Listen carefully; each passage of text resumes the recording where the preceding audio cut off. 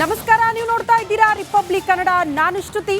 ರಾಜ್ಯದಾದ್ಯಂತ ಬಹುತೇಕ ಕಡೆ ಮೈಕ್ರೋ ಫೈನಾನ್ಸ್ಗಳ ಸಿಬ್ಬಂದಿಯ ಕಾಟ ತಾಳಲಾರದೆ ಇಲ್ಲಿ ತನಕ ರಾಜ್ಯದಲ್ಲಿ 13 ಜನ ಜೀವ ಕಳೆದುಕೊಂಡಿದ್ದಾರೆ. ಈ ಕುರಿತು ನಿಮ್ಮ ರಿಪಬ್ಲಿಕ್ ಕನ್ನಡ ಅತಿ ದೊಡ್ಡ ಅಭಿಯಾನ ಕೈಗೆತ್ತಿಕೊಂಡಿದ್ದೇ ತಡ ಸಿಎಂ ಸಿದ್ದರಾಮಯ್ಯನವರು ಅಲರ್ಟ್ ಆದ್ರು. ಇವತ್ತು ಸಚಿವರ ನೇತೃತ್ವದಲ್ಲಿ ಅಂದ್ರೆ ಸಿಎಂ ಸಿದ್ದರಾಮಯ್ಯನವರ ನೇತೃತ್ವದಲ್ಲಿ ಹಲವು ಸಚಿವರು ಕೂಡ ಭಾಗಿಯಾಗಿದ್ರು. ಸಭೆ ಆಯಿತು. ಸಭೆಯ ಬಳಿಕ ಸುದ್ದಿಗೋಷ್ಠಿ ಮಾಡಿ ಹಲವು ಖಡಕ್ ಎಚ್ಚರಿಕೆಯನ್ನ ಮೈಕ್ರೋ ಫೈನಾನ್ಸ್ ಕಂಪನಿಯವರಿಗೆ ಕೊಟ್ಟಿದ್ದಾರೆ ಸಿಎಂ ಸಿದ್ದರಾಮಯ್ಯ. ಬಲವಂತದ ಬಡ್ಡಿ ವಸೂಲಿ ದಂಧೆಗೆ ಸರ್ಕಾರದ ಬ್ರೇಕ್. ಸಾಲ ವಸೂಲಿ ಮಾಡುವಾಗ ಕಿರುಕುಳ ಕೊಡೋ ಹಾಗಿಲ್ಲ ಯಾವುದೇ ಕಾರಣಕ್ಕೂ. ಆರ್ಬಿಐ ನಿಯಮಗಳನ್ನ ಕಡ್ಡಾಯವಾಗಿ ಪಾಲಿಸಲೇಬೇಕು ಅಂತ ಸಿಎಂ ಸಿದ್ದರಾಮಯ್ಯನವರು ಪ್ರಸ್ತಾಪ ಮಾಡಿದ್ದಾರೆ. ಕಾನೂನು ಉಲ್ಲಂಘನೆ ಮಾಡಿದ್ರೆ ಅಂತವರ ವಿರುದ್ಧ ಕ್ರಮ ಕೈಗೊಳ್ಳಲಾಗುತ್ತೆ ಅಂತ ಸಿಎಂ ಎಚ್ಚರಿಕೆ ಕೊಟ್ಟಿದ್ದಾರೆ. ಸರ್ಕಾರದಿಂದ ಒಂದು ಹೊಸ ಕಾನೂನು ಜಾರಿಯಾಗುತ್ತೆ. ಬೆಂಗಳೂರಿನಲ್ಲಿ ಸಿಎಂ ಸಿದ್ದರಾಮಯ್ಯನವರೇ ಕೊಟ್ಟಿರುವ ಹೇಳಿಕೆ ಇದು. ಕಾನೂನು ಉಲ್ಲಂಘನೆ ಮಾಡಿದ್ರೆ ಮೈಕ್ರೋ ಫೈನಾನ್ಸ್ ವಿರುದ್ಧ ಕ್ರಮ ಕೈಗೊಳ್ಳಲಾಗುತ್ತೆ. ಪ್ರಮುಖವಾಗಿ ಆರ್ಬಿಐ ನಿಯಮಗಳನ್ನ ಚಾಚು ತಪ್ಪದೆ ಮೈಕ್ರೋ ಫೈನಾನ್ಸ್ ಕಂಪನಿಯವರು ಪಾಲನೆ ಮಾಡಲೇಬೇಕು.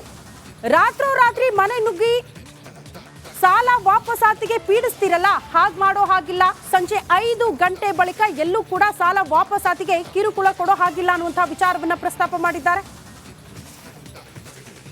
ಅಂತ ನಾವು ಹೇಳಲ್ಲ, ವಸೂಲು ಮಾಡಬೇಡಿ ಅಂತ ಹೇಳಲ್ಲ.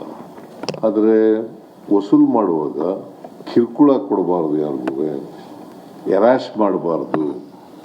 ವಸೂಲಿ ಕ್ರಮ ಮಾಡುವಾಗ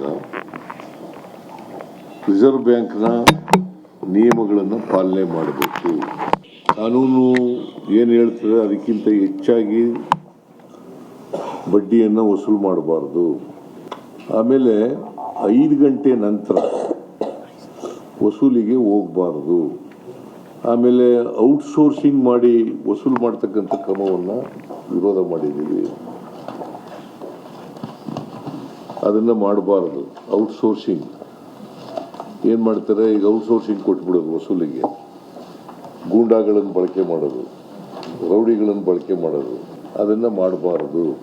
ಈ ನಿಯಮಗಳನ್ನು ಯಾರು ಉಲ್ಲಂಘನೆ ಮಾಡ್ತಾರೆ ಅವ್ರ ಮೇಲೆ ಸರ್ಕಾರ ಕಠಿಣವಾದಂಥ ಕ್ರಮ ತಗೊಳ್ತದೆ. ಮೈಕ್ರೋ ಫೈನಾನ್ಸಿಂಗ್ ಇನ್ಸ್ಟಿಟ್ಯೂಷನ್ಗಳಿರ್ಬೋದು, ಮನಿ ಲೆಂಡರ್ಸ್ ಆಗ್ತಿರ್ಬೋದು, ಪಾನ್ ಬ್ರೋಕರ್ಸ್ ಆಗ್ತಿರ್ಬೋದು, ಅಥವಾ ಎಕ್ಸಾರ್ಬಿಟೆಂಟ್ ಇಂಟ್ರೆಸ್ಟ್ ವಸೂಲು ಮಾಡ್ತಕ್ಕಂಥ ಕಾನೂನು ಇರ್ಬೋದು.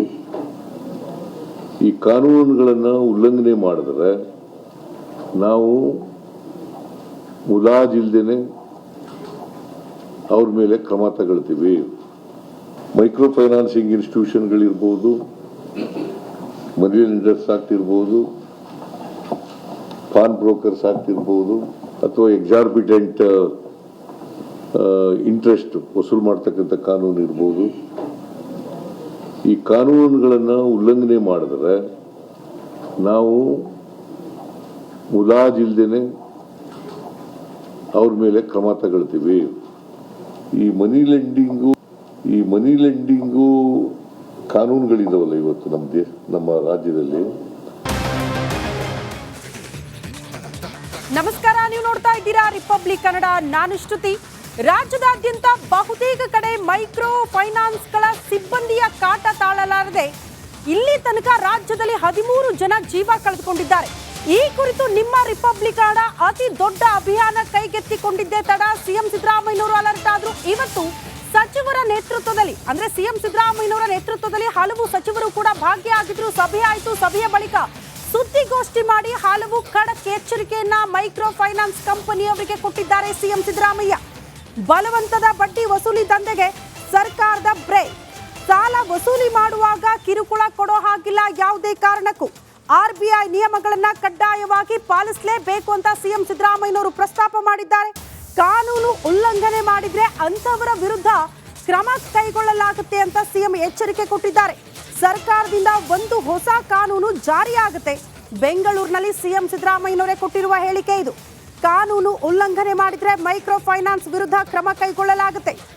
ಪ್ರಮುಖವಾಗಿ ಆರ್ಬಿಐ ನಿಯಮಗಳನ್ನ ಚಾಚು ತಪ್ಪದೆ ಮೈಕ್ರೋ ಫೈನಾನ್ಸ್ ಕಂಪನಿಯವರು ಪಾಲನೆ ಮಾಡಲೇಬೇಕು.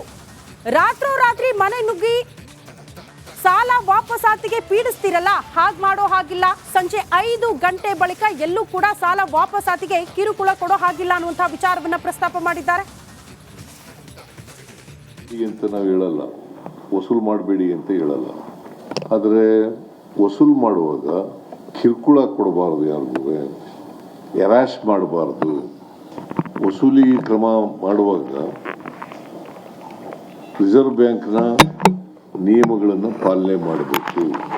ಕಾನೂನು ಏನು ಹೇಳ್ತದೆ ಅದಕ್ಕಿಂತ ಹೆಚ್ಚಾಗಿ ಬಡ್ಡಿಯನ್ನು ವಸೂಲು ಮಾಡಬಾರ್ದು. ಆಮೇಲೆ 5 ಗಂಟೆ ನಂತರ ವಸೂಲಿಗೆ ಹೋಗಬಾರ್ದು.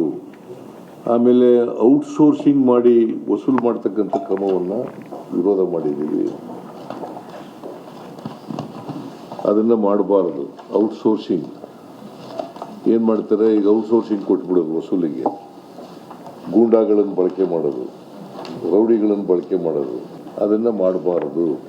ಈ ನಿಯಮಗಳನ್ನು ಯಾರು ಉಲ್ಲಂಘನೆ ಮಾಡ್ತಾರೆ ಅವ್ರ ಮೇಲೆ ಸರ್ಕಾರ ಕಠಿಣವಾದಂಥ ಕ್ರಮ ತಗೊಳ್ತದೆ. ಮೈಕ್ರೋ ಫೈನಾನ್ಸಿಂಗ್ ಇನ್ಸ್ಟಿಟ್ಯೂಷನ್ಗಳಿರ್ಬೋದು, ಮನಿ ಲೆಂಡರ್ಸ್ ಆಗ್ತಿರ್ಬೋದು, ಪಾನ್ ಬ್ರೋಕರ್ಸ್ ಆಗ್ತಿರ್ಬೋದು, ಅಥವಾ ಎಕ್ಸಾರ್ಬಿಟೆಂಟ್ ಇಂಟ್ರೆಸ್ಟ್ ವಸೂಲು ಮಾಡ್ತಕ್ಕಂಥ ಕಾನೂನು ಇರ್ಬೋದು.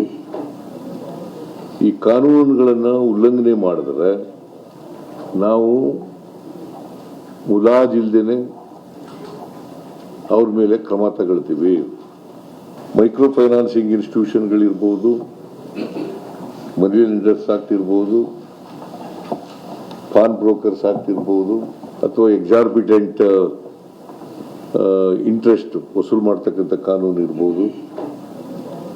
ಈ ಕಾನೂನುಗಳನ್ನು ಉಲ್ಲಂಘನೆ ಮಾಡಿದ್ರೆ ನಾವು ಮುಲಾಜಿಲ್ದೇನೆ ಅವ್ರ ಮೇಲೆ ಕ್ರಮ ತಗೊಳ್ತೀವಿ. ಈ ಮನಿ ಲೆಂಡಿಂಗು ಕಾನೂನುಗಳಿದಾವಲ್ಲ ಇವತ್ತು ನಮ್ಮ ರಾಜ್ಯದಲ್ಲಿ. ನಮಸ್ಕಾರ, ನೀವು ನೋಡ್ತಾ ಇದ್ದೀರಾ ರಿಪಬ್ಲಿಕ್ ಕನ್ನಡ. ನಾನು ಶ್ರುತಿ.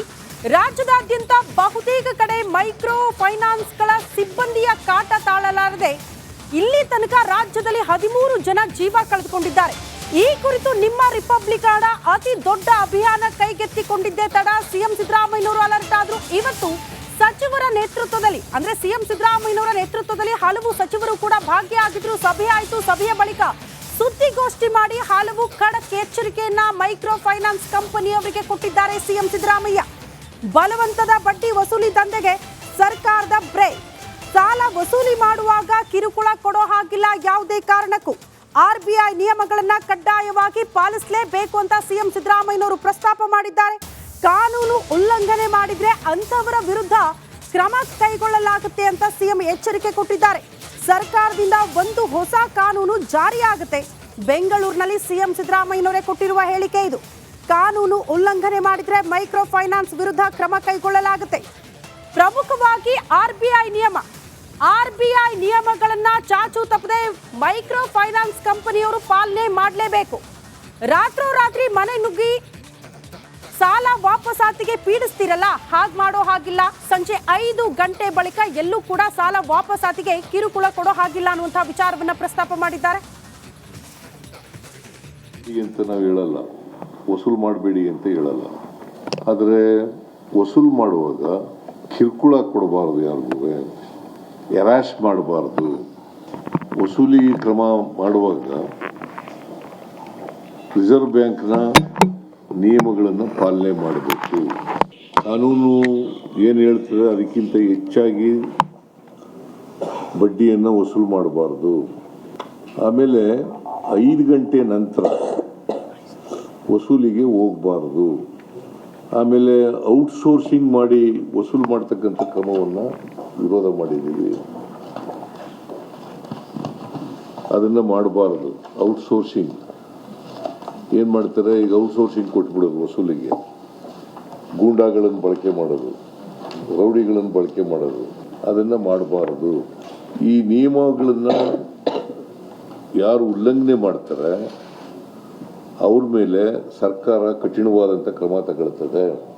ಮೈಕ್ರೋ ಫೈನಾನ್ಸಿಂಗ್ ಇನ್ಸ್ಟಿಟ್ಯೂಷನ್ಗಳಿರ್ಬೋದು, ಮನಿ ಲೆಂಡರ್ಸ್ ಆಗ್ತಿರ್ಬೋದು, ಪಾನ್ ಬ್ರೋಕರ್ಸ್ ಆಗ್ತಿರ್ಬೋದು, ಅಥವಾ ಎಕ್ಸಾರ್ಬಿಟೆಂಟ್ ಇಂಟ್ರೆಸ್ಟ್ ವಸೂಲು ಮಾಡ್ತಕ್ಕಂಥ ಕಾನೂನು ಇರ್ಬೋದು. ಈ ಕಾನೂನುಗಳನ್ನು ಉಲ್ಲಂಘನೆ ಮಾಡಿದ್ರೆ ನಾವು ಮುಲಾಜಿಲ್ದೇನೆ ಅವ್ರ ಮೇಲೆ ಕ್ರಮ ತಗೊಳ್ತೀವಿ. ಮೈಕ್ರೋ ಫೈನಾನ್ಸಿಂಗ್ ಇನ್ಸ್ಟಿಟ್ಯೂಷನ್ಗಳಿರ್ಬೋದು, ಮನಿ ಲೆಂಡರ್ಸ್ ಆಗ್ತಿರ್ಬೋದು, ಪಾನ್ ಬ್ರೋಕರ್ಸ್ ಆಗ್ತಿರ್ಬೋದು, ಅಥವಾ ಎಕ್ಸಾರ್ಬಿಟೆಂಟ್ ಇಂಟ್ರೆಸ್ಟ್ ವಸೂಲು ಮಾಡ್ತಕ್ಕಂಥ ಕಾನೂನು ಇರ್ಬೋದು. ಈ ಕಾನೂನುಗಳನ್ನು ಉಲ್ಲಂಘನೆ ಮಾಡಿದ್ರೆ ನಾವು ಮುಲಾಜಿಲ್ದೇನೆ ಅವ್ರ ಮೇಲೆ ಕ್ರಮ ತಗೊಳ್ತೀವಿ. ಈ ಮನಿ ಲೆಂಡಿಂಗು ಕಾನೂನುಗಳಿದಾವಲ್ಲ ಇವತ್ತು ನಮ್ಮ ರಾಜ್ಯದಲ್ಲಿ,